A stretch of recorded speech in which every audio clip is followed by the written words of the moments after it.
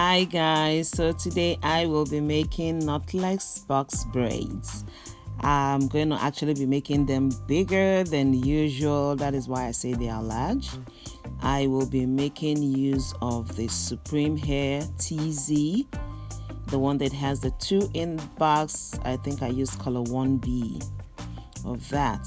And then my Shine and Jam. This thing is a treasure. So I start by parting out the hair. The part is also very important, but hey, you can always try, because different people part their boxes in different ways. So I start by parting out my hair.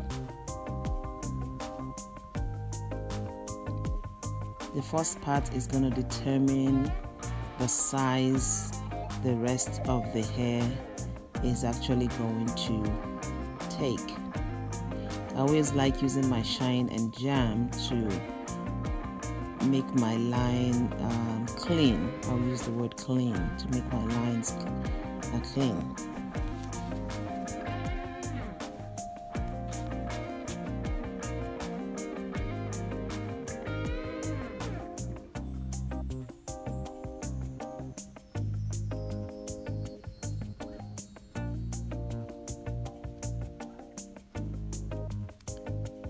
I actually did this thing in 2 different ways. The first one, as you saw, is I braided her natural hair first.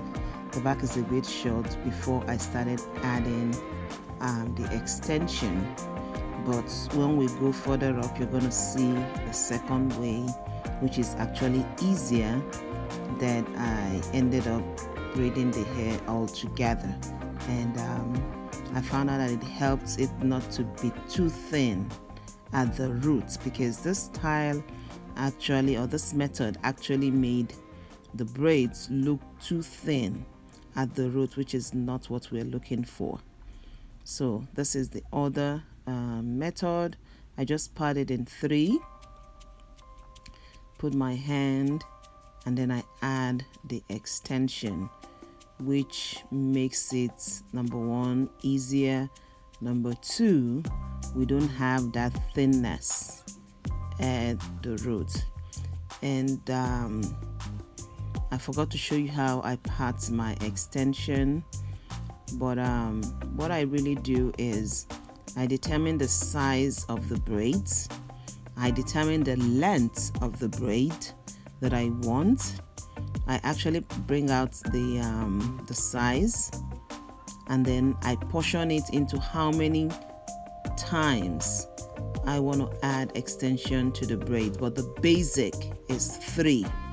But if you want it longer, then you can make it 4, you can make it 5, you can just add along. But the basic is just 3. So when I portion that out and I get the size, and I use that as a guide to portion the rest of my extensions without having to bring it out in bulk.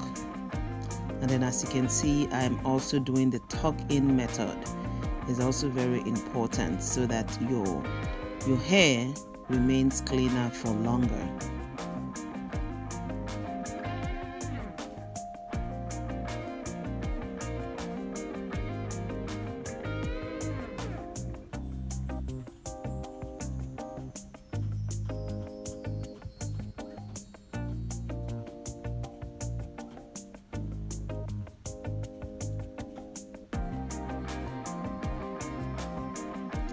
This is one of the easiest method to add hair.